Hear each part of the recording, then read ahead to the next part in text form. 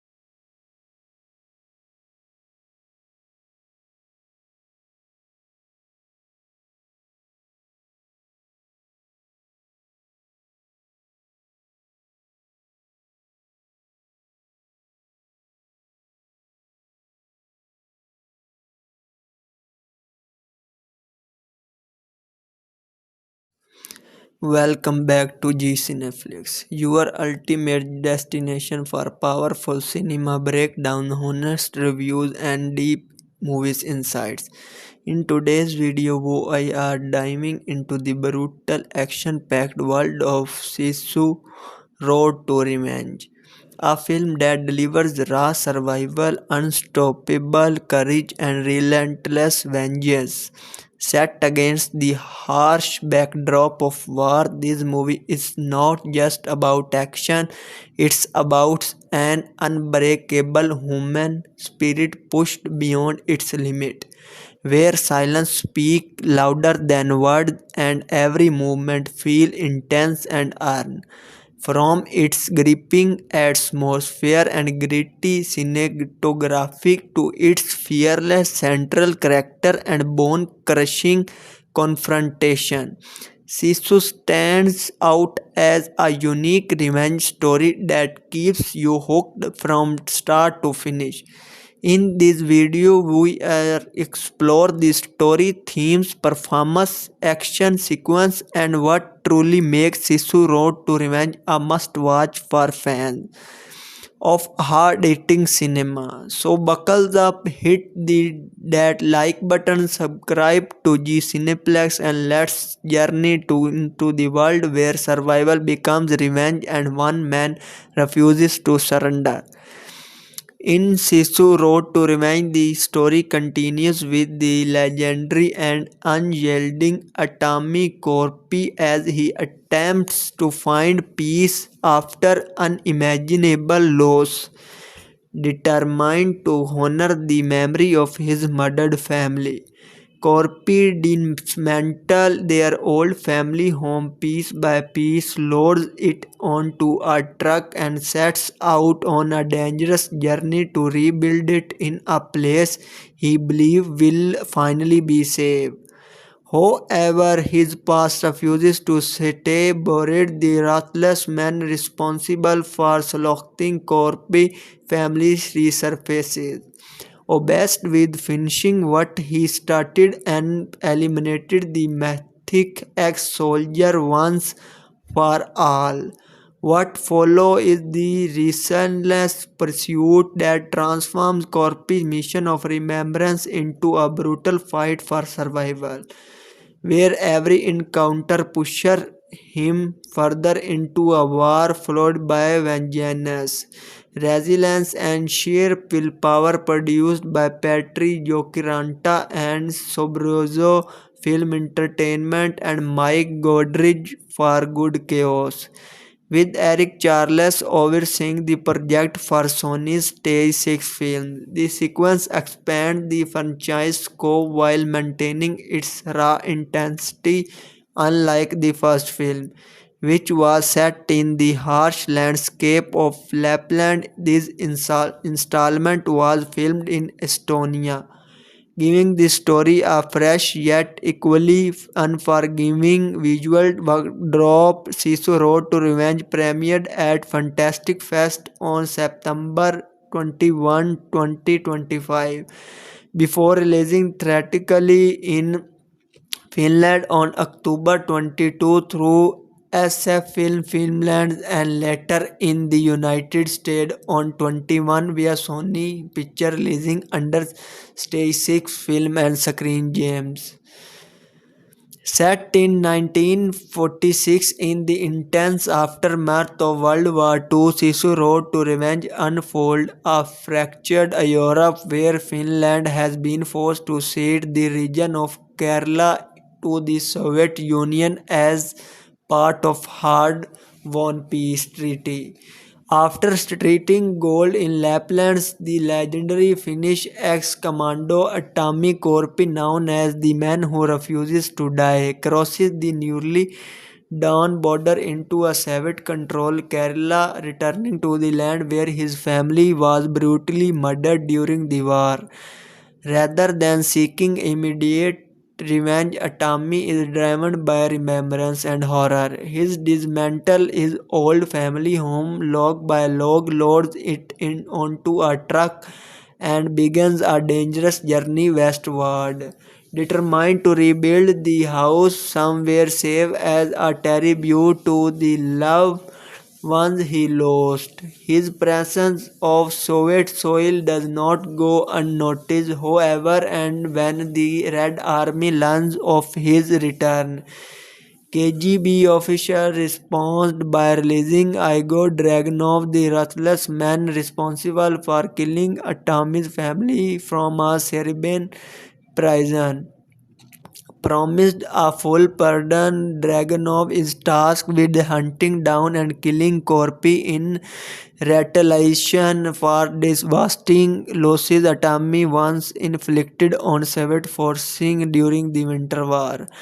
As Atami travels toward the Finnish border, Dragunov intercepts with him with a small unit of soldiers. Atami overpowers the squad with brutal efficiency but spares Dragunov's life, unaware of his true identity or connection to his family, that taking advantage of his mercy. Dragunov unleashes a relentless pursuit, deploying motorized units and aircraft to stop the lone warrior at any cost.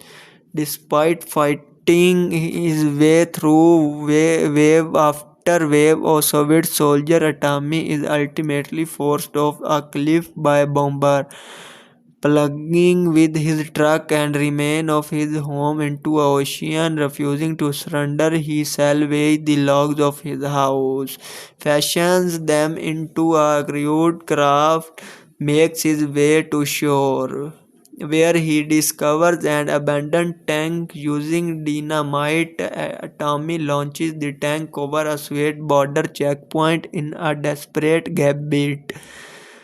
But the vehicle is destroyed, leaving him gravely wounded. In a grim act of survival, he drives a knife blade into his own injured flesh to keep moving, only to be captured soon after by Dragunov.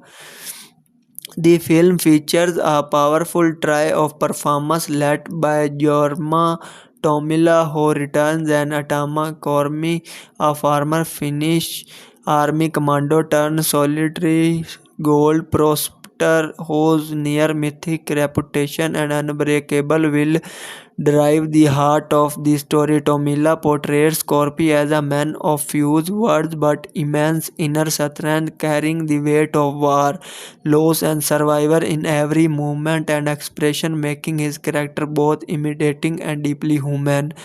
Opposing him with a Soviet power structure is Richard Brake, who plays a cold and calculating KGB officer responsible for orchestrating the pursuit of Korki.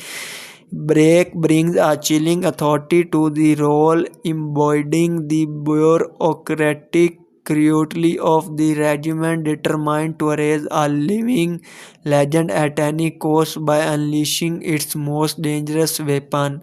That weapon is Igor Dragunov, portrayed with menacing intensity by Stephen Lang, a ruthless Soviet Red Army officer and the man directly responsible for the brutal murder of Korpi's family.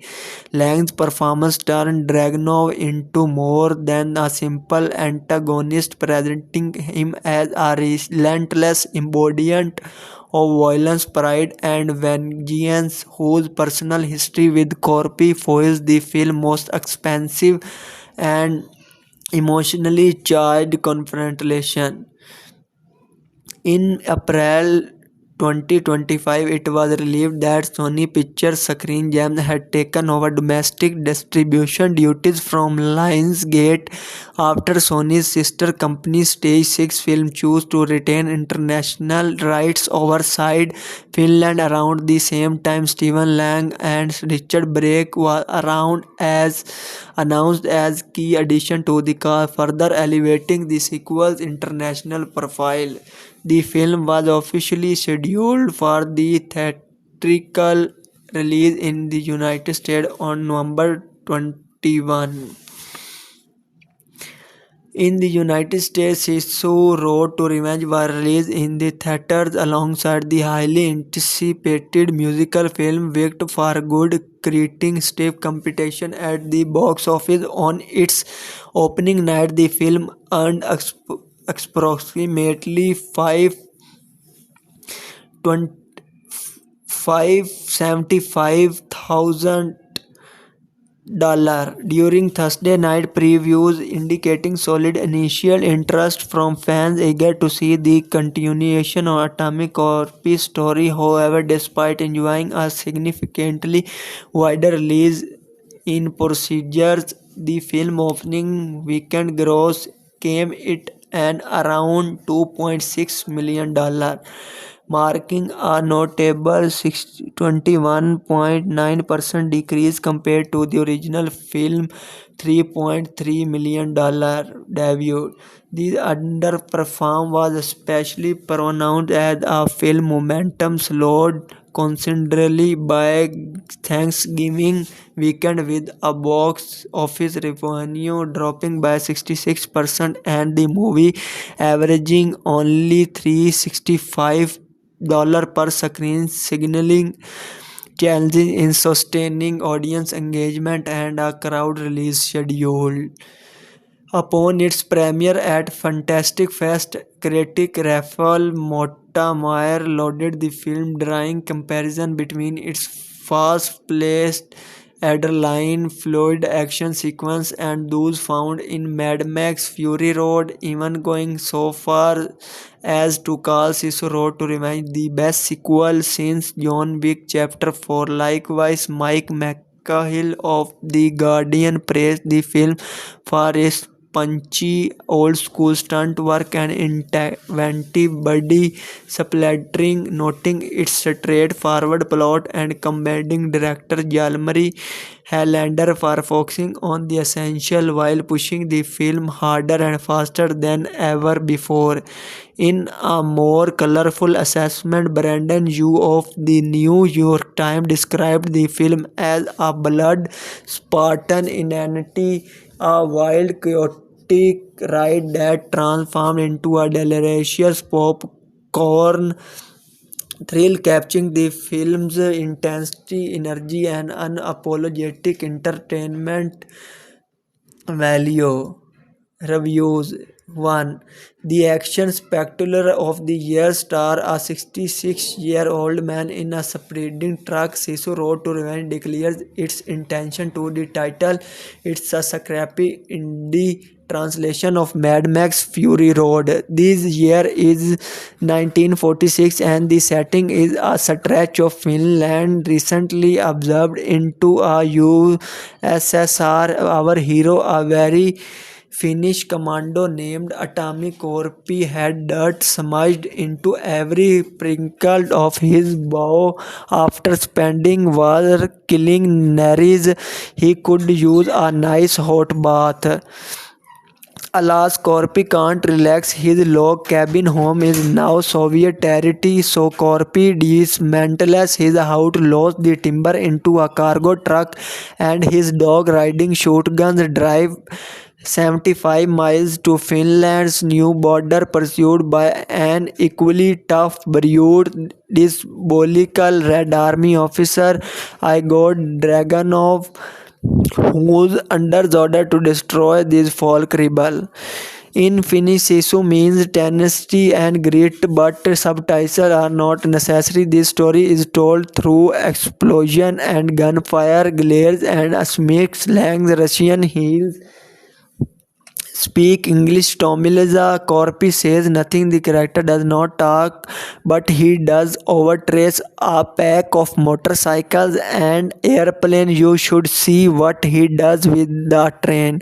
Sesu Road to Revenge is an ode to high throttle classic like Die Hard, Buster Keaton's The General, Highlanders.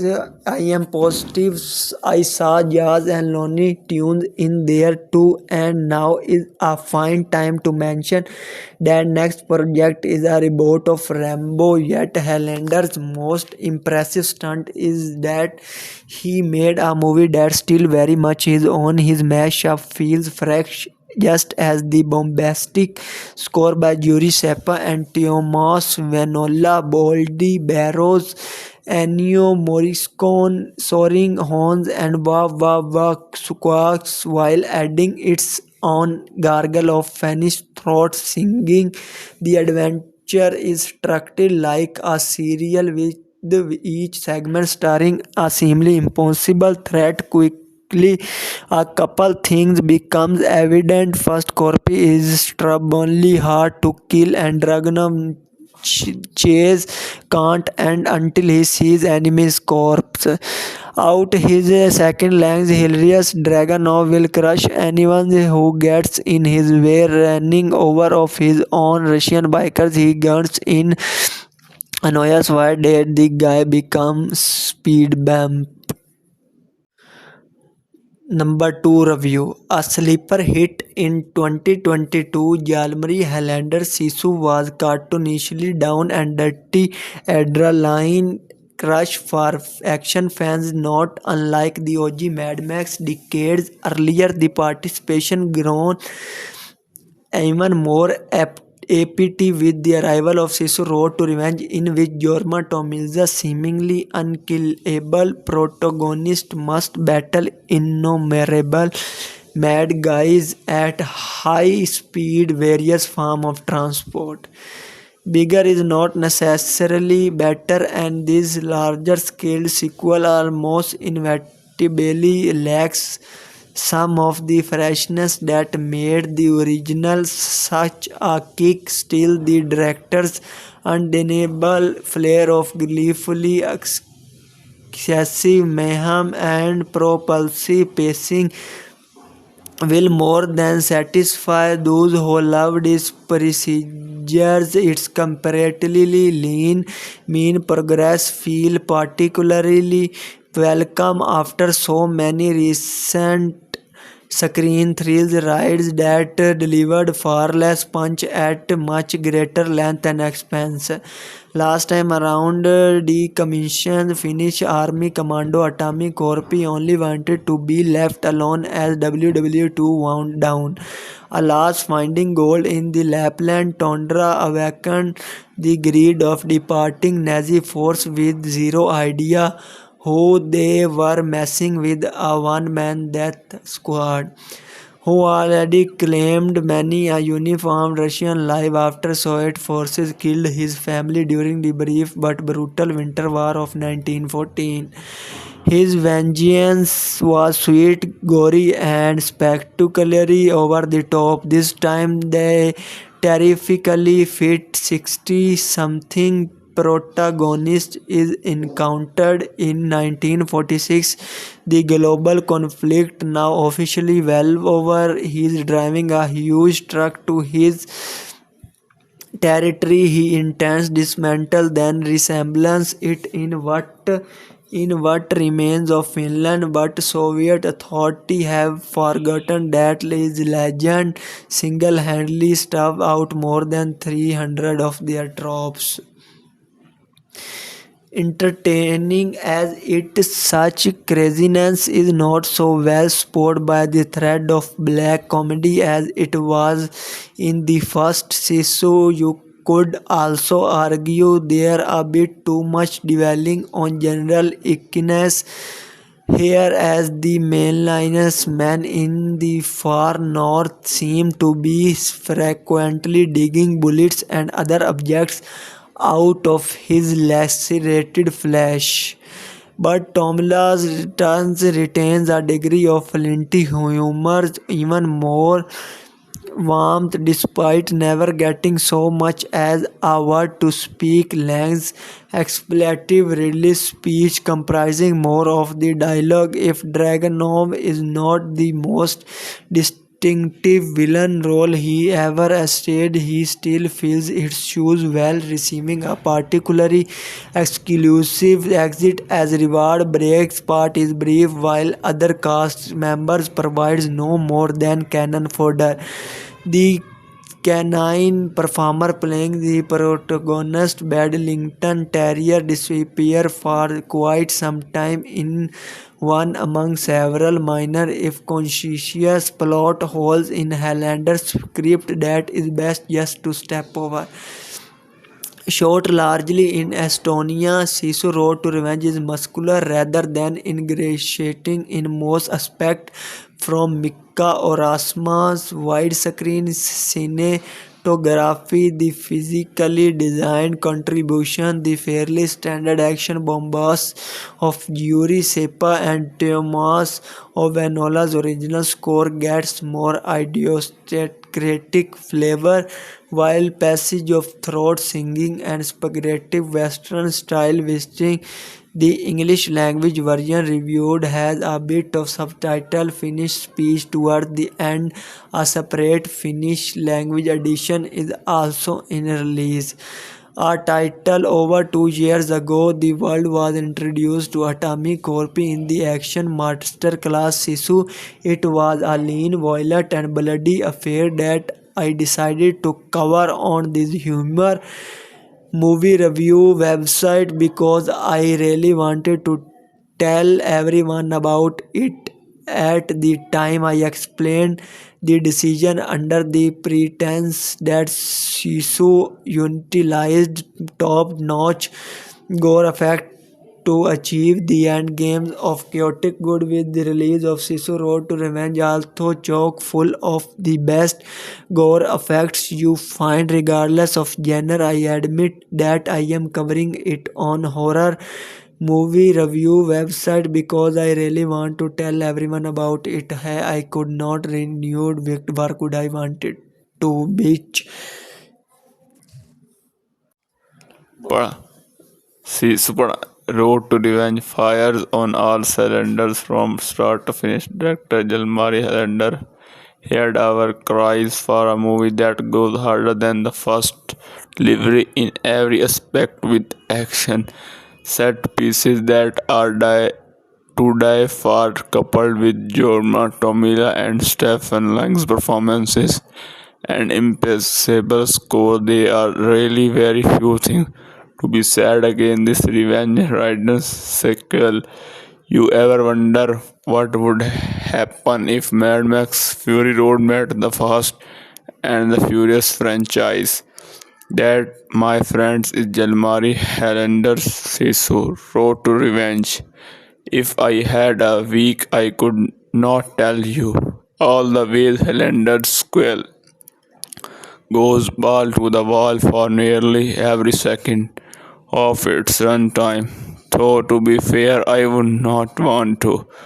Road to Revenge is one of those films that is absolutely essential to watch on the biggest screen possible, with the largest crowd and you can find, and with as few actual details as possible.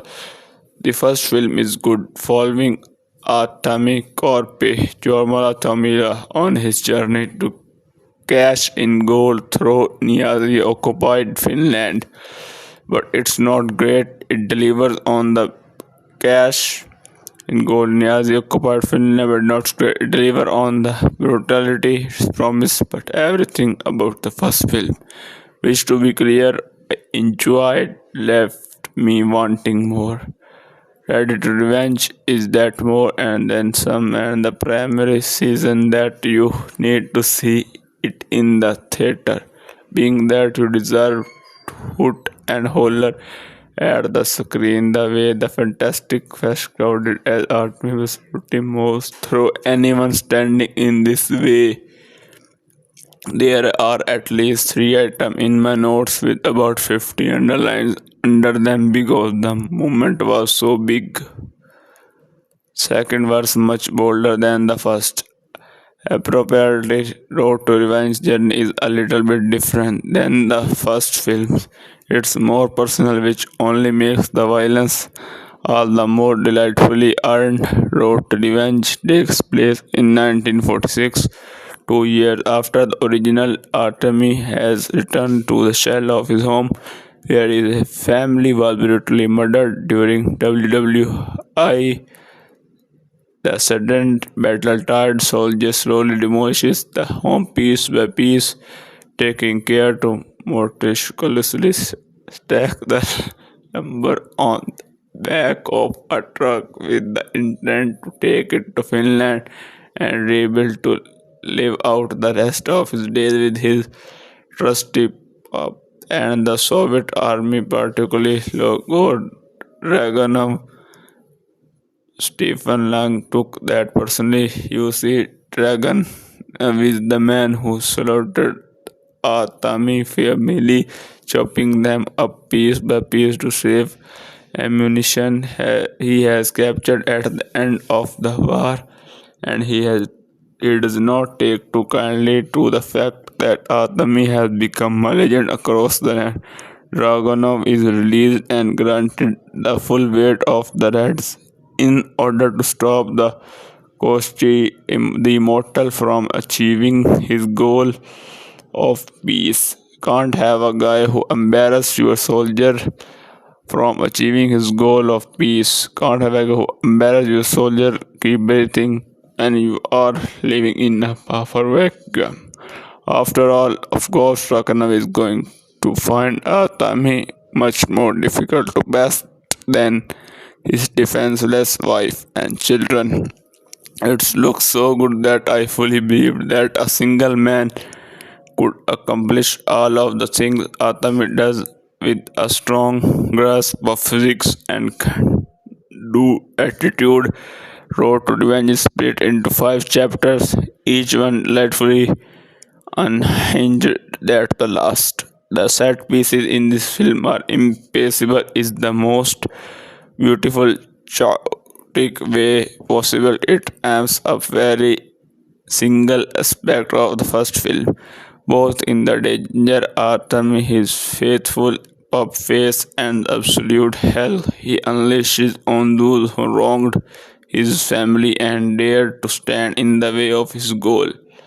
Most importantly, though, is that it looks good doing it. All the action is nonsensically extreme, but it looks too good that I fully believed a single man could accomplish all of the things Atami does with a strong grasp of physics and a can-do attitude. Nonetheless, others may find it harder to buy into. As I alluded earlier, it's not just amplified action that makes his road to revenge bigger and better than its predecessor, but the heart as well. Tomila delivers another completely silent performance. He has a single line at the end of Sisu, but there are no closing words from the warrior this go around. This time with his character's sadness playing just as critical of a role as his rage. Before he was a man just trying to cash in his gold. Now he is man just trying to rebuild after war ravaged his region and destroyed his family. He slaughtered a lot of Nazis and more than a few Reds. He's tired, his dog is tired, and they just want some well earned peace. That longing plays through in spades and is beautifully woven with the sadness that comes along with all of his incomparable loss. Beauty in sound and the silence, the juxtaposition of violence and sadness in the script require one hell of a score. The composer is not listed anywhere just yet. The film does not release worldwide until 21 November 2025.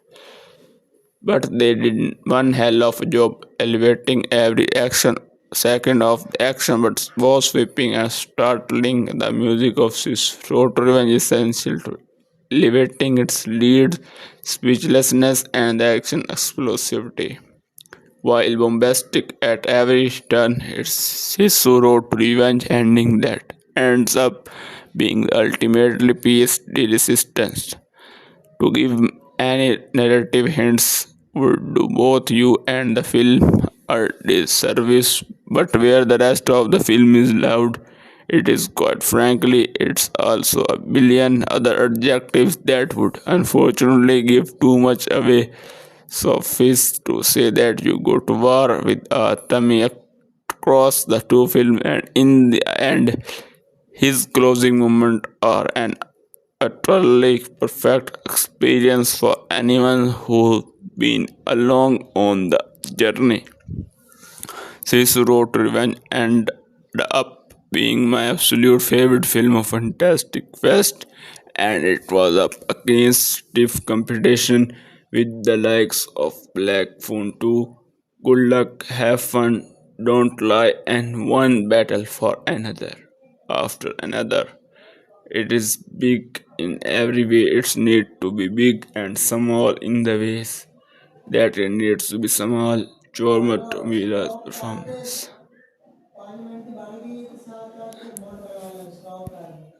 Password की है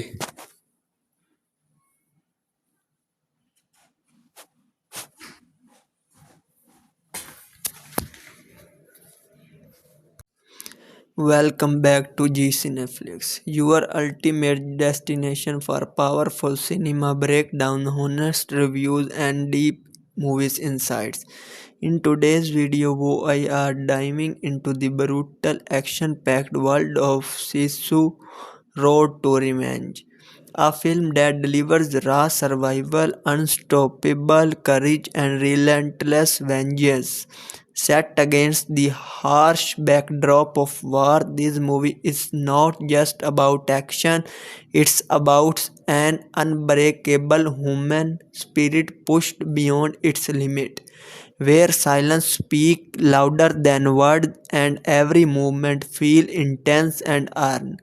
From its gripping atmosphere and gritty cinematography to its fearless central character and bone-crushing confrontation, Sisu stands out as a unique revenge story that keeps you hooked from start to finish. In this video, we explore the story, themes, performance, action sequence, and what truly makes Sisu Road to Revenge a must-watch for fans of hard-hitting cinema. So buckle up, hit that like button, subscribe to G Cineplex, and let's journey into the world where survival becomes revenge and one man refuses to surrender. In Sisu Road to Revenge, the story continues with the legendary and unyielding Atami Korpi as he attempts to find peace after unimaginable loss, determined to honor the memory of his murdered family. Corpi dismantle their old family home piece by piece, loads it onto a truck, and sets out on a dangerous journey to rebuild it in a place he believes will finally be safe. However, his past refuses to stay buried. The ruthless man responsible for slaughtering Corpi families resurfaces. obsessed with finishing what he started and eliminated the mythic ex-soldier once for all. What follows is the relentless pursuit that transforms Corp's mission of remembrance into a brutal fight for survival, where every encounter pushes him further into a war followed by vengeance, resilience, and sheer willpower produced by Petri Jokiranta and Sobrozo Film Entertainment and Mike Godrich for Good Chaos, with Eric Charles overseeing the project for Sony's Stage 6 film. The sequence expands the franchise scope while maintaining its raw intensity, unlike the first film, which was set in the harsh landscape of Lapland. This installment was filmed in Estonia, giving the story a fresh yet equally unforgiving visual backdrop. Sisu Road to Revenge premiered at Fantastic Fest on September 21, 2025, before releasing theatrically in Finland on October 22 through SF Film Finland and later in the United States on 21 via Sony Picture releasing under Stage 6 Film and Screen Gems. Set in 1946 in the intense aftermath of World War II, Sisu Road to Revenge unfolds a fractured Europe where Finland has been forced to cede the region of Kerala to the Soviet Union as part of hard-won peace treaty. After striking gold in Lapland, the legendary Finnish ex-commando Tommy Korpi, known as the man who refuses to die, crosses the newly dawn border into a Soviet-controlled Kerala, returning to the land where his family was brutally murdered during the war. Rather than seeking immediate revenge, Tommy is driven by remembrance and horror. He dismantles his old family home log by log, loads it onto a truck, and begins a dangerous journey westward, determined to rebuild the house somewhere safe as a tribute to the loved ones he lost. His presence of Soviet soil does not go unnoticed, however, and when the Red Army learns of his return, KGB officials responded by releasing Igor Dragunov, the ruthless man responsible for killing Tommy's family, from a Serbian prison. Promised a full pardon, Dragunov is tasked with hunting down and killing Korpi in retaliation for devastating losses Tommy once inflicted on Soviet forces during the Winter War. As Tommy travels toward the Finnish border, Dragunov intercepts with him with a small unit of soldiers. Tommy overpowers the squad with brutal efficiency but spares Dragunov's life, unaware of his true identity or connection to his family. That taking advantage of his mercy, Dragunov unleashes a relentless pursuit, deploying motorized units and aircraft to stop the lone warrior at any cost. Despite fighting his way through wave after wave of Soviet soldiers, Tommy is ultimately forced off a cliff by a bomber, plunging with his truck and remains of his home into an ocean. Refusing to surrender, he salvages the logs of his house, fashions them into a crude craft, makes his way to shore, where he discovers an abandoned tank. Using dynamite, Tommy launches the tank over a Soviet border checkpoint in a desperate gambit.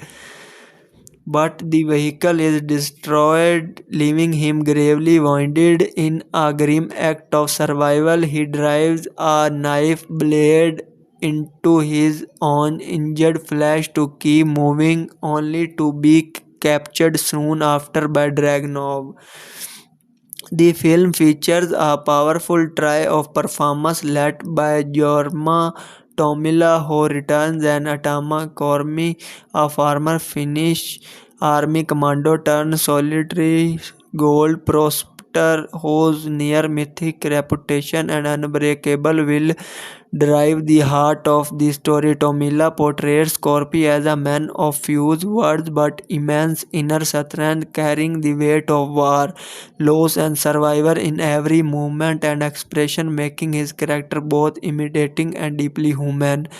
Opposing him with a Soviet power structure is Richard Brake, who plays a cold and calculating KGB officer responsible for orchestrating the pursuit of Gorky.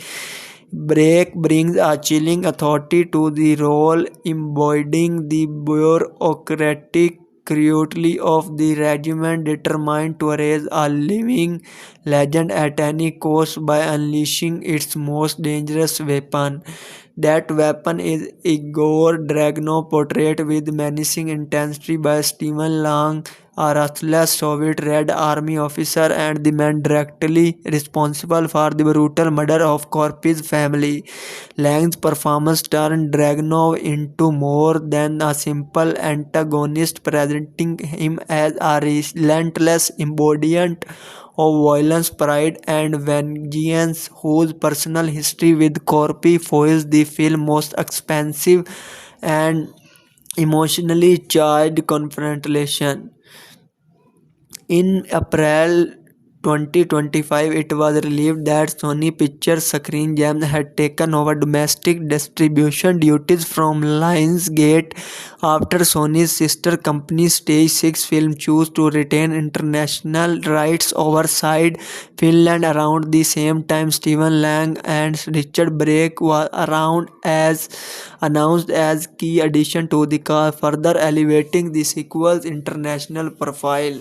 The film was officially scheduled for the theatrical release in the United States on November 21. In the United States, Sisu Road to Revenge was released in the theaters alongside the highly anticipated musical film Wicked for Good, creating stiff competition at the box office. On its opening night, the film earned approximately $575,000 during Thursday night previews, indicating solid initial interest from fans eager to see the continuation of Atomic Corp's story. However, despite enjoying a significantly wider release in procedures, the film opening weekend gross came it and around $2.6 million, marking a notable 21.9% decrease compared to the original film $3.3 million debut. The underperformance was especially pronounced as a film momentum slowed considerably by Thanksgiving weekend, with a box office revenue dropping by 66% and the movie averaging only $365 per screen, signaling challenges in sustaining audience engagement and a crowd release schedule. Upon its premiere at Fantastic Fest, critic Raphael Motta-Mayer lauded the film, drawing comparison between its fast-paced adrenaline fluid action sequence and those found in Mad Max Fury Road, even going so far as to call Sisu Road to Revenge the best sequel since John Wick Chapter 4. Likewise, Mike McCahill of The Guardian praised the film for its punchy old-school stunt work and inventive body splattering, noting its straightforward plot and commending director Jalmari Highlander for focusing on the essential while pushing the film harder and faster than ever before. In a more colorful assessment, Brandon Yu of the New York Times described the film as a blood-spartan inanity, a wild, chaotic ride that transformed into a delicious popcorn thrill, capturing the film's intensity, energy, and unapologetic entertainment value. Reviews 1. The action spectacular of the year star a 66-year-old man in a speeding truck. Sisu Road to Revenge declares its intention to the title. It's a scrappy indie translation of Mad Max Fury Road. This year is 1946 and the setting is a stretch of Finland recently observed into a USSR. Our hero, a very Finnish commando named Atomic Korpi, had dirt smudged into every wrinkle of his bow. After spending war killing Naris, he could use a nice hot bath. Alas, Korpi can't relax. His log cabin home is now Soviet territory, so Korpi dismantles his house, loads the timber into a cargo truck, and his dog riding shotguns drive 75 miles to Finland's new border, pursued by an equally tough, brute, diabolical Red Army officer, Igor Dragunov, who's under order to destroy this folk rebel. In Finnish, Sisu means tenacity and grit, but subtitles are not necessary. This story is told through explosion and gunfire, glares, and smack slangs. Russian heels speak English. Tomiliza Korpi says nothing. The character does not talk, but he does overtrace a pack of motorcycles and airplane. You should see what he does with the train. Sisu Road to Revenge is an ode to high throttle classic like Die Hard, Buster Keaton's The General, Highlanders. I Am Positive. I saw Jazz and Looney Tunes in there too, and now is a fine time to mention that next project is a reboot of Rambo. Yet Highlanders' most impressive stunt is that he made a movie that's still very much his own. His mashup feels fresh, just as the bombastic score by Yuri Sepa and Thomas Venola, Boldy Barrows, Ennio Morricone, soaring horns and wah wah wah squawks while adding its own gargle of Finnish throat singing. The adventure is structured like a serial with each segment starring a seemingly impossible threat. Quickly, a couple things becomes evident. First, Korpi is stubbornly hard to kill, and Dragunov chase can't end until he sees enemy's corpse. Out his second lens, hilarious Dragunov will crush anyone who gets in his way, running over of his own Russian bikers. He guns in annoys why did the guy become speed bump. Number 2 review. A sleeper hit in 2022, Jalmari Highlander Sisu was cartoonishly down and dirty adrenaline crush for action fans, not unlike the OG Mad Max decades earlier. The participation grown even more APT with the arrival of Sisu Road to Revenge, in which Jorma Tomilza, seemingly unkillable protagonist, must battle innumerable mad guys at high speed, various form of transport.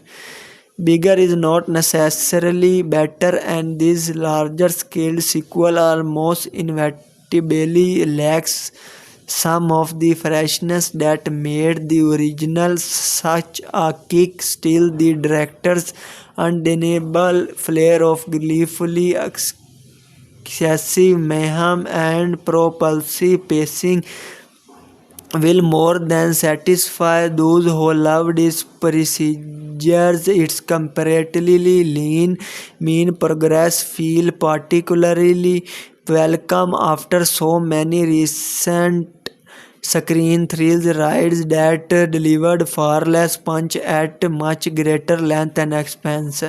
Last time around, decommissioned Finnish Army Commando Atomic Korpi only wanted to be left alone as WW2 wound down. Alas, finding gold in the Lapland tundra awakened the greed of departing Nazi force with zero idea who they were messing with, a one-man death squad who already claimed many a uniformed Russian life after Soviet forces killed his family during the brief but brutal Winter War of 1914. His vengeance was sweet, gory, and spectacularly over the top. This time, the terrifically fit 60 something protagonist is encountered in 1946. The global conflict now officially well over. He is driving a huge truck to his territory. He intends dismantle then resemblance it in what remains of Finland, but Soviet authorities have forgotten that his legend single-handedly starved out more than 300 of their troops. Entertaining as it, such craziness is not so well supported by the thread of black comedy as it was in the first season. You could also argue there a bit too much dwelling on general ickiness here, as the mainliners men in the far north seem to be frequently digging bullets and other objects out of his lacerated flesh. But Tomila's returns retains a degree of flinty humor, even more warmth, despite never getting so much as a word to speak. Lang's expletive release speech comprising more of the dialogue. If Dragunov is not the most distinctive villain role he ever stayed, he still fills its shoes well, receiving a particularly exclusive exit as reward. Break's part is brief, while other cast members provides no more than cannon fodder. The canine performer playing the protagonist, Bedlington Terrier, disappears for quite some time in one among several minor, if conscientious, plot holes in Highlander's script that is best just to step over. Shot largely in Estonia, Sisu Road to Revenge is muscular rather than ingratiating in most aspects. From Mika Orasma's widescreen cinematography, the physically designed contribution, the fairly standard action bombast of Yuri Sepa and Tomas Ovenola's original score gets more idiosyncratic flavor, while passage of throat singing and spaghetti western style visiting the English language version reviewed has a bit of subtitle Finnish speech toward the end. A separate Finnish language edition is also in release. A title over 2 years ago, the world was introduced to Atomic Corpi in the action masterclass Sisu. It was a lean, violent, and bloody affair that I decided to cover on this humor movie review website because I really wanted to tell everyone about it. At the time, I explained the decision under the pretense that Sisu utilized top-notch gore effect to achieve the end game of chaotic good. With the release of Sisu Road to Revenge, although chock full of the best gore effects you find regardless of genre, I admit that I am covering it on horror movie review website because I really want to tell everyone about it. I could not renewed where could I wanted to bitch. But see, Super Road to Revenge fires on all cylinders from start to finish. Director Jalmari Helander heard our cries for a movie that goes harder than the first, delivery in every aspect with action, set pieces that are to die for, coupled with Jorma Tomila and Stephen Lang's performances and impeccable score. There are really very few things to be said against this Revenge Riders sequel. You ever wonder what would happen if Mad Max Fury Road met the Fast and the Furious franchise. That, my friends, is Jalmari Highlander's Sisu Road to Revenge.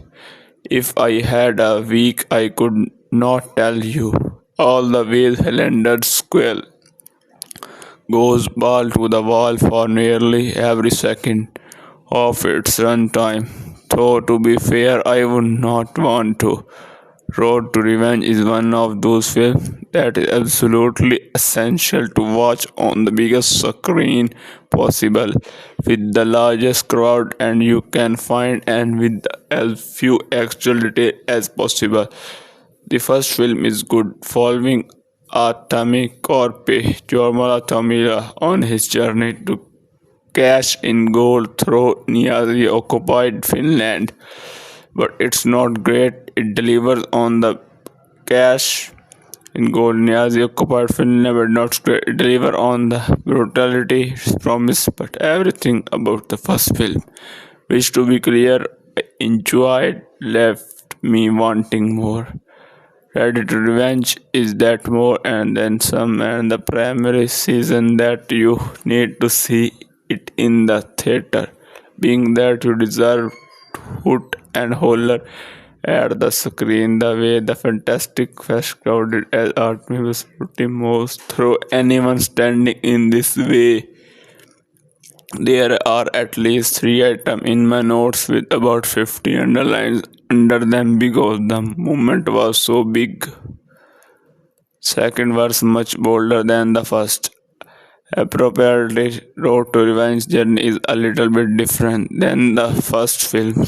It's more personal, which only makes the violence all the more delightfully earned. Road to Revenge takes place in 1946, 2 years after the original. Artemi has returned to the shell of his home, where his family was brutally murdered during WWI. The sudden battle-tired soldier slowly demolishes the home piece by piece, taking care to meticulously stack the lumber on the back of a truck with the intent to take it to Finland and rebuild to live out the rest of his days with his trusty pup. And the Soviet army, particularly Logod Dragunov, Stephen Lang, took that personally. You see, Dragon is the man who slaughtered Atami family, chopping them up piece by piece to save ammunition he has captured at the end of the war, and he does not take too kindly to the fact that Atami has become a legend across the land. Dragonov is released and granted the full weight of the Reds in order to stop the Kosti, the immortal, from achieving his goal of peace. Can't have a guy who embarrasses your soldier from achieving his goal of peace. Can't have a guy who embarrasses your soldier, keep breathing, and you are living in a power vacuum. After all, of course, Rakanov is going to find Atami much more difficult to best than his defenseless wife and children. It looks so good that I fully believe that a single man could accomplish all of the things Atami does with a strong grasp of physics and can-do attitude. Road to Revenge is split into 5 chapters, each one delightfully unhinged at the last. The set pieces in this film are impeccable. Is the most beautiful, chaotic way possible. It amps up very single aspect of the first film, both in the danger Arthur, his faithful pup face, and the absolute hell he unleashes on those who wronged his family and dared to stand in the way of his goal. Most importantly, though, is that it looks good doing it. All the action is nonsensically extreme, but it looks too good that I fully believed a single man could accomplish all of the things Atami does with a strong grasp of physics and a can-do attitude. None the less other may find it harder to buy into. As I alluded earlier, it's not just a amplified action that makes his road to revenge bigger and better than its predecessor, but the heart as well. Tomila delivers another completely silent performance. He has a single line at the end of Sisu, but there are no closing words from the warrior. This go around, this time with his character's sadness playing just as critical of a role as his rage. Before he was a man just trying to cash in his gold. Now he is man just trying to rebuild after war ravaged his region and destroyed his family. He slaughtered a lot of Nazis and more than a few Reds. He is tired, his dog is tired, and they just want some well earned peace. That longing plays through in spades and is beautifully woven with the sadness that comes along with all of his incomparable loss. Beauty in sound and the silence, the juxtaposition of violence and sadness in the script require one hell of a score. The composer is not listed anywhere just yet. The film does not release worldwide until 21 November 2025. But they did one hell of a job elevating every action second of the action, but was sweeping and startling. The music of this road revenge is essential to elevating its lead, speechlessness, and the action explosivity. While bombastic at every turn, it's his road to revenge ending that ends up being the ultimately peace the resistance. To give any narrative hints would do both you and the film a disservice, but where the rest of the film is loud, it is quite frankly, it's also a billion other adjectives that would unfortunately give too much away. Suffice to say that you go to war with a tummy across the two films, and in the end, his closing moment are an utterly perfect experience for anyone who's been along on the journey. Sisu Road to Revenge ended up being my absolute favorite film of Fantastic Fest, and it was up against stiff competition with the likes of Black Phone 2, Good Luck, Have Fun, Don't Lie, and One Battle for Another after another. It is big in every way it's need to be big and small in the ways that it needs to be small. Jorma Tomila's performance.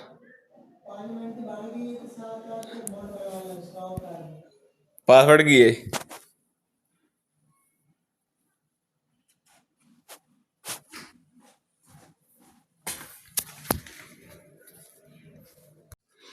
Welcome back to G Cineflix, your ultimate destination for powerful cinema breakdown, honest reviews, and deep movies insights. In today's video, we are diving into the brutal, action-packed world of Sisu Road to Revenge, a film that delivers raw survival, unstoppable courage, and relentless vengeance.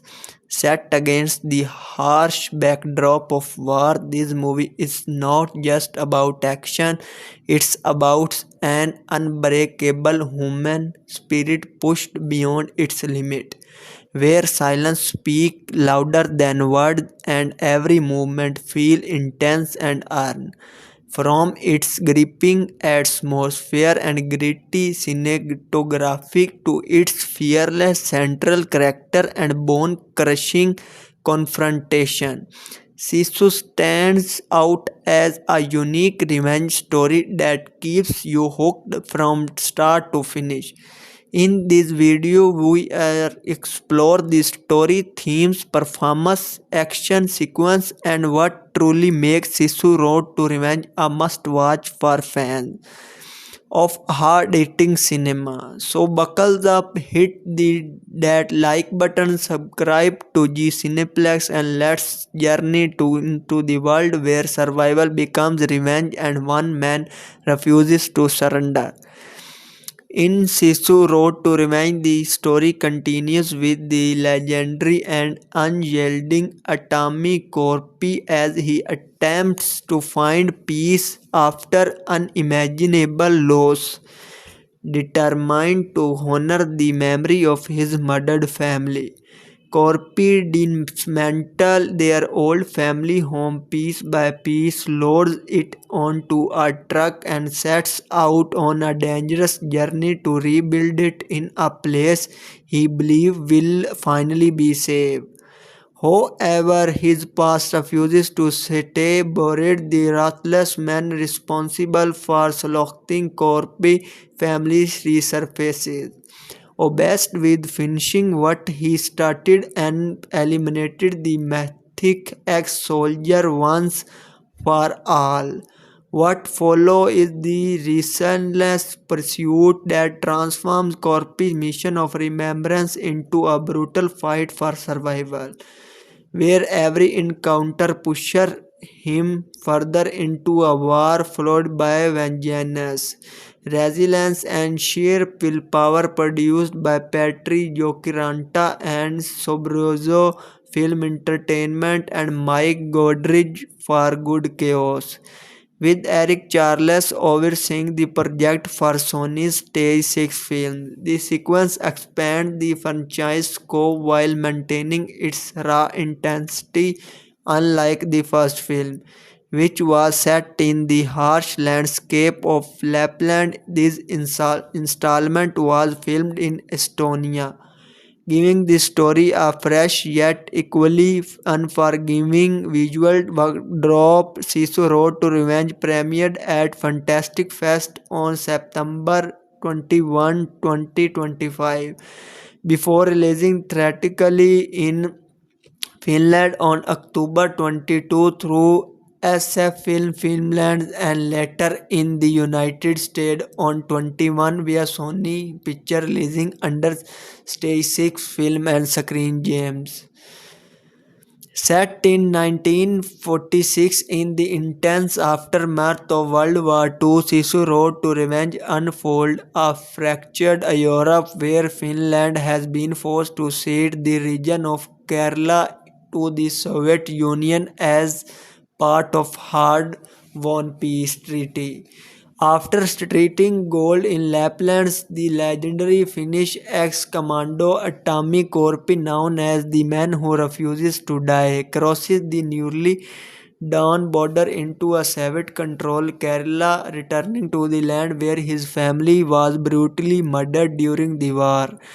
Rather than seeking immediate revenge, Atami is driven by remembrance and horror. He dismantles his old family home log by log, loads it onto a truck, and begins a dangerous journey westward, determined to rebuild the house somewhere safe as a tribute to the loved ones he lost. His presence of Soviet soil does not go unnoticed, however, and when the Red Army learns of his return, KGB official responded by releasing Igor Dragunov, the ruthless man responsible for killing Atami's family, from a Serbian prison.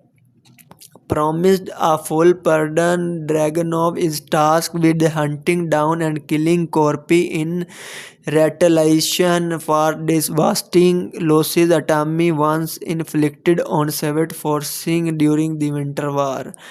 As Atami travels toward the Finnish border, Dragunov intercepts with him with a small unit of soldiers. Atami overpowers the squad with brutal efficiency, but spares Dragunov's life, unaware of his true identity or connection to his family, that taking advantage of his mercy, Dragunov unleashes a relentless pursuit, deploying motorized units and aircraft to stop the lone warrior at any cost.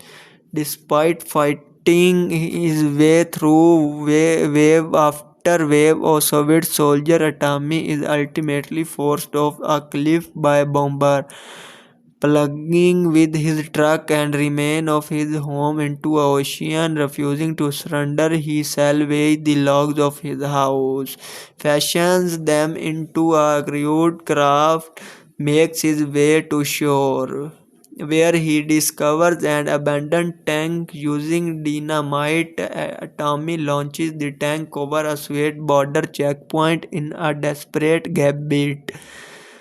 But the vehicle is destroyed, leaving him gravely wounded. In a grim act of survival, he drives a knife blade into his own injured flesh to keep moving, only to be captured soon after by Dragunov.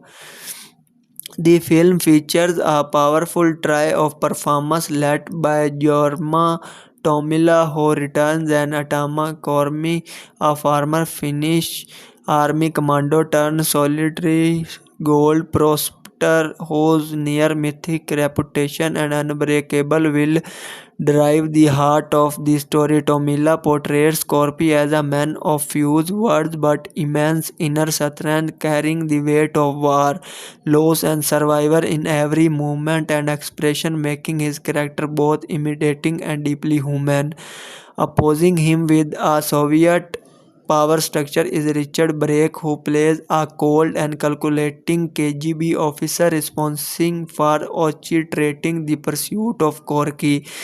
Brake brings a chilling authority to the role, embodying the bureaucratic cruelty of the regiment, determined to raise a living legend at any cost by unleashing its most dangerous weapon.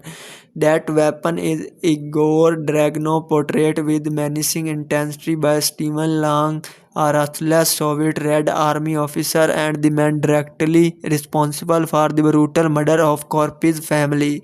Lang's performance turned Dragunov into more than a simple antagonist, presenting him as a relentless embodiment of violence, pride, and vengeance, whose personal history with Corpy foils the film's most expensive and emotionally charged confrontation.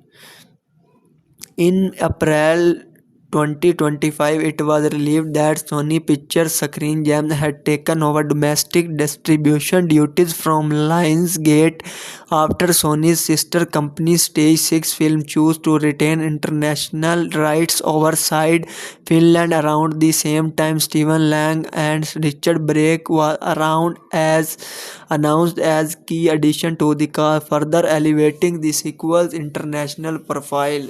The film was officially scheduled for the theatrical release in the United States on November 21. In the United States, Sisu Road to Revenge was released in the theaters alongside the highly anticipated musical film Wicked for Good, creating stiff competition at the box office. On its opening night, the film earned approximately $575,000 during Thursday night previews, indicating solid initial interest from fans eager to see the continuation of Atomic Corp's story. However, despite enjoying a significantly wider release in procedures, the film opening weekend gross came it an around $2.6 million, marking a notable 21.9% decrease compared to the original film $3.3 million debut. This underperformance was especially pronounced as a film momentum slowed considerably by Thanksgiving weekend, with a box office revenue dropping by 66% and the movie averaging only $365 per screen, signaling challenges in sustaining audience engagement and a crowd release schedule. Upon its premiere at Fantastic Fest, critic Raphael Motta-Mayer lauded the film, drawing comparison between its fast-paced, adrenaline-fluid action sequence and those found in Mad Max Fury Road, even going so far as to call Sisu Road to Revenge the best sequel since John Wick Chapter 4. Likewise, Mike McCahill of The Guardian praised the film for its punchy old school stunt work and inventive body splattering, noting its straightforward plot and commending director Jalmari Highlander for focusing on the essential while pushing the film harder and faster than ever before. In a more colorful assessment, Brandon Yu of the New York Times described the film as a blood Spartan inanity, a wild, chaotic ride that transformed into a delicious popcorn thrill, capturing the film's intensity, energy, and unapologetic entertainment value. Reviews 1. The action spectacular of the year star a 66-year-old man in a speeding truck. Sisu Road to Revenge declares its intention to the title. It's a scrappy indie translation of Mad Max Fury Road. This year is 1946 and the setting is a stretch of Finland recently observed into a USSR. Our hero, a very Finnish commando named Atomic Corpi, had dirt smudged into every wrinkle of his bow. After spending war killing Naris, he could use a nice hot bath. Alas, Corpi can't relax. His log cabin home is now Soviet territory, so Corpi dismantles his house, loads the timber into a cargo truck, and his dog riding shotguns drive 75 miles to Finland's new border, pursued by an equally tough, brute, diabolical Red Army officer, Igor Dragunov, who's under order to destroy this folk rebel. In Finnish, Sisu means tenacity and grit, but subtitles are not necessary. This story is told through explosion and gunfire, glares and smirk slangs. Russian heels speak English. Tomilaza Corpi says nothing. The character does not talk, but he does overtrace a pack of motorcycles and airplane. You should see what he does with the train. Sisu Road to Revenge is an ode to high throttle classic like Die Hard, Buster Keaton's The General, Highlanders. I am positive I saw Jazz and Looney Tunes in there too, and now is a fine time to mention that next project is a reboot of Rambo. Yet Highlander's most impressive stunt is that he made a movie that's still very much his own. His mashup feels fresh, just as the bombastic score by Yuri Sepa and Tomas Venola, Boldy Barrows, Ennio Morricone, soaring horns and wah wah wah squawks while adding its own gargle of Finnish throat singing. The adventure is structured like a serial with each segment starring a seemingly impossible threat. Quickly, a couple things becomes evident. First, Corpi is stubbornly hard to kill, and Dragunov chase can't end until he sees enemy's corpse. Out his second length, hilarious Dragunov will crush anyone who gets in his way, running over of his own Russian bikers. He guns in annoys why did the guy become speed bump. Number 2 review. A sleeper hit in 2022, Jalmari Highlander Sisu was cartoonishly down and dirty adrenaline crush for action fans, not unlike the OG Mad Max decades earlier. The participation grown even more APT with the arrival of Sisu Road to Revenge, in which Jorma Tomiza's seemingly unkillable protagonist must battle innumerable mad guys at high speed various form of transport.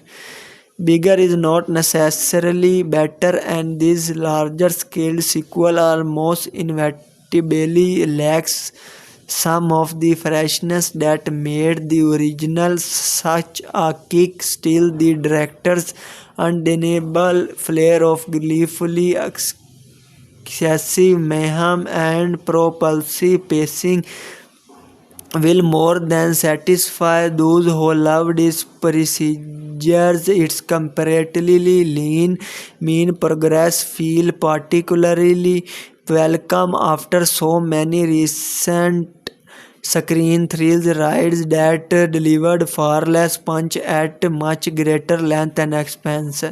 Last time around, decommissioned Finnish Army Commando Atomic Corps only wanted to be left alone as WW2 wound down.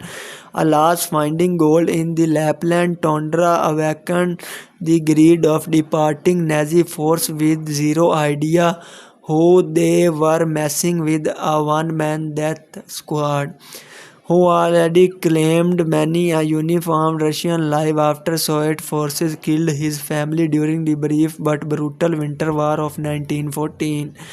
His vengeance was sweet, gory, and spectacularly over the top. This time, the terrifically fit 60-something protagonist is encountered in 1946.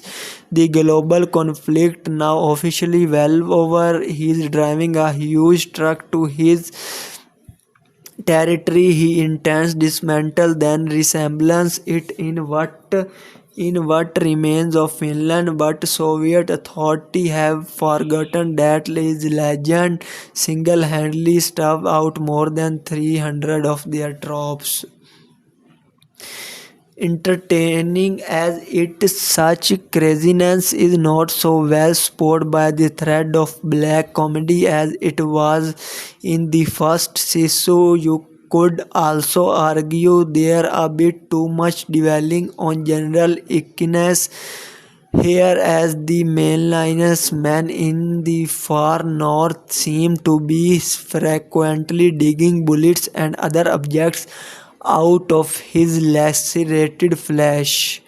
But Tomla's returns retains a degree of flinty humor, even more warmth, despite never getting so much as a word to speak. Lang's expletive release speech comprising more of the dialogue. If Dragunov is not the most distinctive villain role he ever essayed, he still fills its shoes well, receiving a particularly exclusive exit as reward. Break's part is brief, while other cast members provides no more than cannon fodder.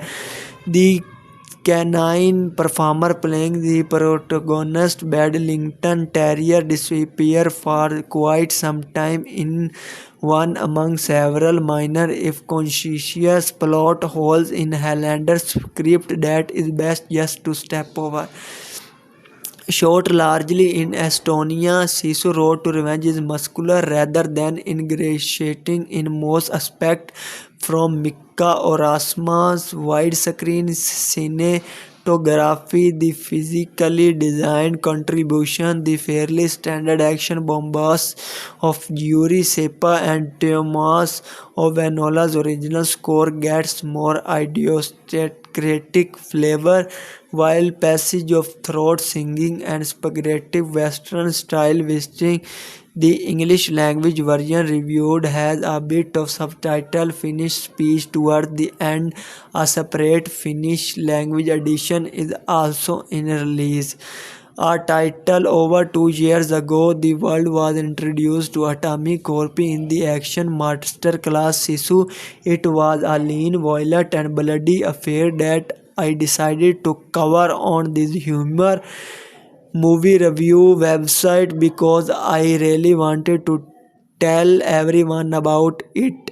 At the time, I explained the decision under the pretense that Sisu utilized top-notch gore effect to achieve the end games of chaotic good with the release of Sisu Road to Revenge, although chock full of the best gore effects you find regardless of genre. I admit that I am covering it on horror movie review website because I really want to tell everyone about it. I could not renewed where could I wanted to bitch.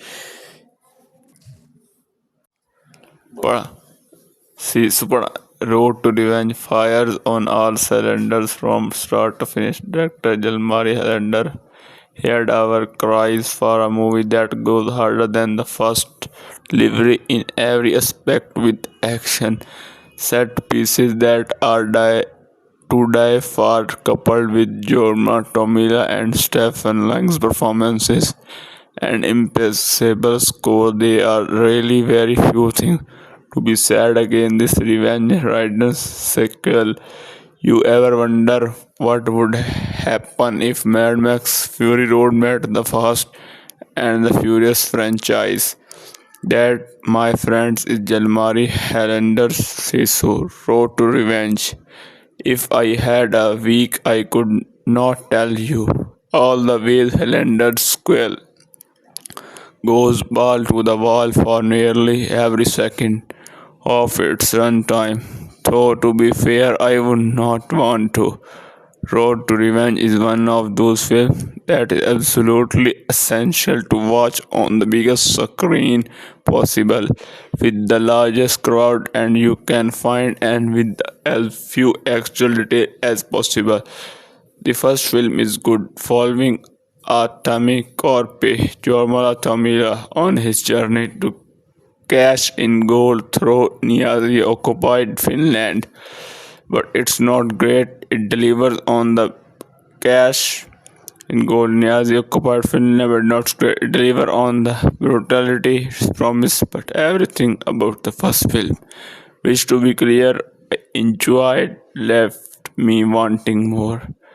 Ready to Revenge is that more and then some, and the primary season that you need to see it in the theater, being that you deserve hoot and holler at the screen the way the fantastic fest crowded as Artemis was pretty moves through anyone standing in this way.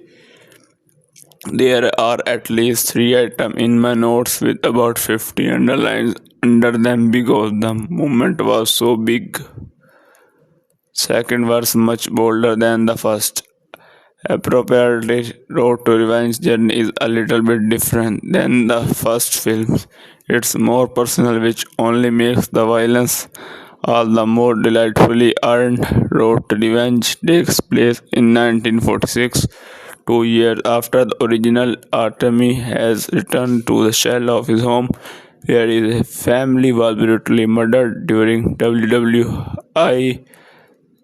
The sudden battle-tired soldier slowly demolishes the home piece by piece, taking care to meticulously stack the lumber on the back of a truck with the intent to take it to Finland and rebuild to live out the rest of his days with his trusty pup and the Soviet army, particularly Logor Dragunov. Stephen Lang took that personally. You see, Dragon is the man who slaughtered Atami family, chopping them up piece by piece to save ammunition he has captured at the end of the war, and he does not take too kindly to the fact that Atami has become a legend across the land.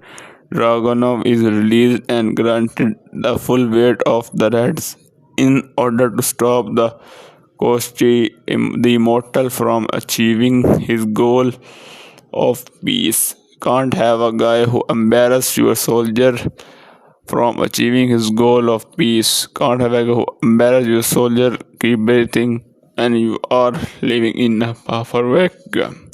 After all, of course, Rakanov is going to find Atami much more difficult to best than his defenseless wife and children. It looks so good that I fully believe that a single man could accomplish all of the things Atami does with a strong grasp of physics and do attitude. Road to Revenge is split into 5 chapters, each one delightfully unhinged at the last. The set pieces in this film are impeccable is the most beautiful chaotic way possible. It amps up very single aspect of the first film, both in the danger Arthur, his faithful pup face, and the absolute hell he unleashes on those who wronged his family and dared to stand in the way of his goal. Most importantly, though, is that it looks good doing it. All the action is nonsensically extreme, but it looks too good that I fully believed a single man could accomplish all of the things Atami does with a strong grasp of physics and a can do attitude. Nonetheless, others may find it harder to buy into. As I alluded earlier, it's not just a amplified action that makes his road to revenge bigger and better than its predecessor, but the heart as well. Tomila delivers another completely silent performance. He has a single line at the end of Sisu, but there are no closing words from the warrior. This go around, this time with his character's sadness playing just as critical of a role as his rage. Before he was a man just trying to cash in his gold. Now he is man just trying to rebuild after war, ravaged his region and destroyed his family. He slaughtered a lot of Nazis and more than a few Reds. He is tired, his dog is tired, and they just want some well earned peace. That longing plays through in spades and is beautifully woven with the sadness that comes along with all of his incomparable loss. Beauty in sound and the silence, the juxtaposition of violence and sadness in the script require one hell of a score. The composer is not listed anywhere just yet. The film does not release worldwide until 21 November 2025. But they did one hell of a job elevating every action second of the action, but was sweeping and startling. The music of this Road to Revenge is essential to elevating its lead, speechlessness, and the action explosivity. While bombastic at every turn, it's his Road to Revenge ending that ends up being the ultimately piece de resistance. To give any narrative hints would do both you and the film a disservice, but where the rest of the film is loud, it is quite frankly, it's also a billion other adjectives that would unfortunately give too much away. Suffice to say that you go to war with a tummy across the two films, and in the end, his closing moment are an utterly perfect experience for anyone who's been along on the journey. Sisu Road to Revenge ended up being my absolute favorite film of Fantastic Fest, and it was up against stiff competition with the likes of Black Phone 2, Good Luck, Have Fun, Don't Lie, and One Battle for Another after another. It is big in every way it's need to be big and small in the ways that it needs to be small. Jorma Tomila's performance.